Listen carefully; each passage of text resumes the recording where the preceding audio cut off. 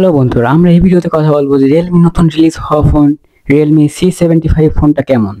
এই ফোনটার ডিজাইন কিন্তু অনেকটাই সুন্দর এবং ফোনের যে স্পেসিফিকেশন আছে সেটাও কিন্তু অনেক সুন্দর। ফোনটার র্যাম, রম, ক্যামেরা, প্রসেসর মোটামুটি ভালোই বলা চলে 20,000 টাকায়। এই ফোনটার ক্যামেরার পারফরমেন্সও ভালো, আবার প্রসেসরও ভালো ইউজ করা, ব্যাটারি 6000 mAh, চার্জার 33 ওয়াটের চার্জার। তাহলে চলুন কথা না বাড়িয়ে এই ভিডিওটা শুরু করা যাক। তো এই হলো আমাদের কাঙ্ক্ষিত রিয়েলমি C70 ফোনটা। এটার পিছনে 3টে ক্যামেরা আছে এবং পিছনে আছে গ্লাস ব্যাক, এবং এই ডিজাইনটাও কিন্তু দেখতে অনেক সুন্দর লাগছে, একটা প্রিমিয়াম ফিল আসে। আপনাদের কাছে ডিজাইনটা কিরকম লাগছে অবশ্যই কমেন্টে বলবেন। এবং আমার কাছে পার্সোনালি ডিজাইনটা ভালো লাগছে এবং এটা দেখতেও কিন্তু অনেকটা সুন্দর। তো আপনি যদি 20,000 টাকার বাজেটে এই ফোনটা ডিজাইন দেখতে চান তাহলে ডিজাইন 20,000 টাকায় অনেক সুন্দর। তবে ফোনের ডিজাইন ভালো হলেই তো পুরো ফোনটা ভালো হয়ে যায় না। তাহলে চলুন জানা যাক ফোনটিতে কি কি আছে, ভালো হবে না খারাপ হবে। ফোনটার যে ব্যাটারি আছে সেটা হলো 6000 mAh এবং এটা কিন্তু স্ট্যান্ডার্ডের উপরেই আছে, অর্থাৎ অনেক ভালো। এটা কিন্তু ব্যাটারি পারফরমেন্স অনেক ভালো দিবে। এখানে আজকাল সব ফোনে আমরা দেখি 5000 mAh ব্যাটারি, সেখানে রিয়েলমি C75 দিচ্ছে 6000 mAh ব্যাটারি। এটা কিন্তু অনেক ভালো একটা বিষয়। ফোনটার চার্জার হিসেবে আছে 33 ওয়াটের সুপার ফাস্ট চার্জার। এটা দিয়ে ফোনকে চার্জ করতে মোটামুটি 1.5 ঘন্টার মতো টাইম লাগবে, আর এটা কিন্তু মোটামুটি ভালোই বলা যায় 19,000 টাকার ভিতরে। এবার চলো আসা যাক ফোনের ক্যামেরা অপশনে। ফোনের ক্যামেরার পিছনে 3টে শুটার আছে, কিন্তু আসলে 3টে দেখা গেল এখানে 2টো শুটার আছে। যার মেনটা হলো 50 মেগাপিক্সেল এবং আরেকটা দুধ ভাত সহকারী সেন্সর, যেটা কোনো কাজেরই না। এটা মূলত ফোনের ম্যাক্রো শুটার হিসেবে কাজ করবে, তার রেজাল্ট মোটামুটি ভালো বলা যায়। পিছনে যে মেন ক্যামেরা তার রেজাল্ট মোটামুটি ভালোই বলা যায়, কারণ ছবির কোয়ালিটি অনেক ভালো। কালার একটু ভাইব্রেট করে প্রেজেন্ট করে ঠিকই, কিন্তু অনেকের কাছে ভালো লাগবে এবং ছবি ডিটেলের পরিমাণ অনেক ভালো।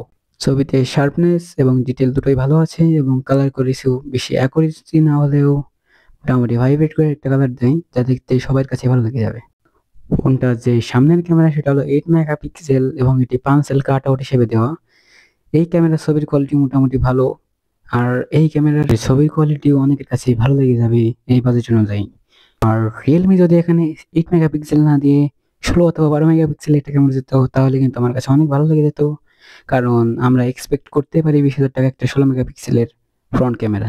এবং ফোনটি ডিসপ্লে হিসেবে আছে 6.72 ইঞ্চির IPS LCD 90 হার্জের 690 নিটসের একটা HBM, এবং এটার PPI হলো 392 PPI ডেন্সিটি, এবং ডিসপ্লেটা কিন্তু এবার এটা ভালো বলা যায়।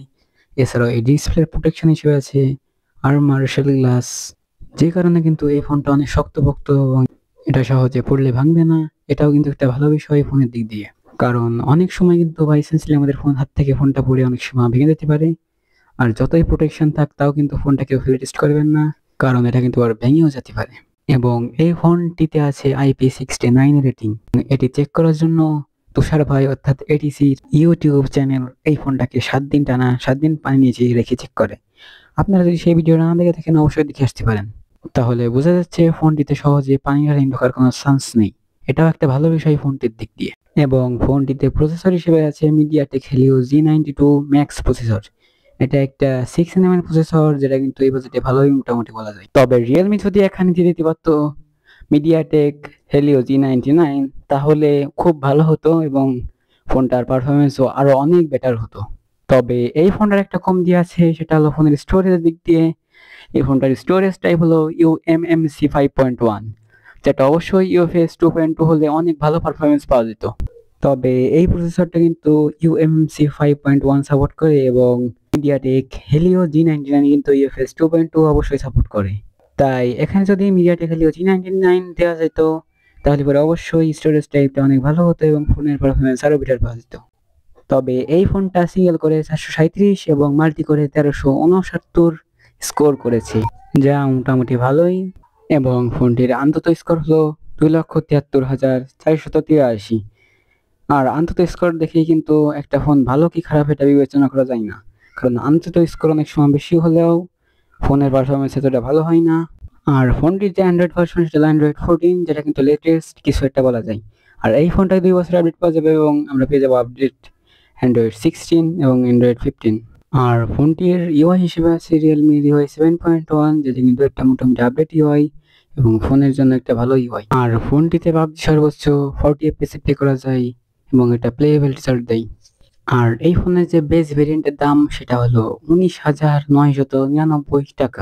আর এই ফোনের যে মোটামুটি স্পেসিফিকেশন সেটা কিন্তু ভালোই বলা যায়। তবে প্রসেসরটা G99 দিলে আমার কাছে বেশি ভালো লাগতো। আর ক্যামেরা হিসেবে একটা আল্ট্রা ওয়াইড দিয়ে তোর কোনো কথাই ছিল না। আর যদি আপনারা ফোনটা অবশ্যই কিনতে চান তাহলে কিনতে পারেন, কারণ ফোনটা কিন্তু মোটামুটি ভালোই বলা যায় এই বাজেটে। যেহেতু মার্কেটে এখন এই বাজেটের ফোন এই স্পেসিফিকেশন গুলো দিচ্ছে না, তবে টেকনোর ফোন আছে। আর যদি আপনারা ফোনটা অবশ্যই কিনতে চান তাহলে কিনতে পারেন। কিছু জায়গায় কমতি আছে, তবে কিছু কিছু জায়গা ভালো আছে। ফোনটা মোটামুটি ভালোই বলা যায় বাজেটে। তো রিভিউটা কেমন লাগলো অবশ্যই বলবেন। ভালো লাগলে লাইক করে চ্যানেলটা সাবস্ক্রাইব করে দেবেন।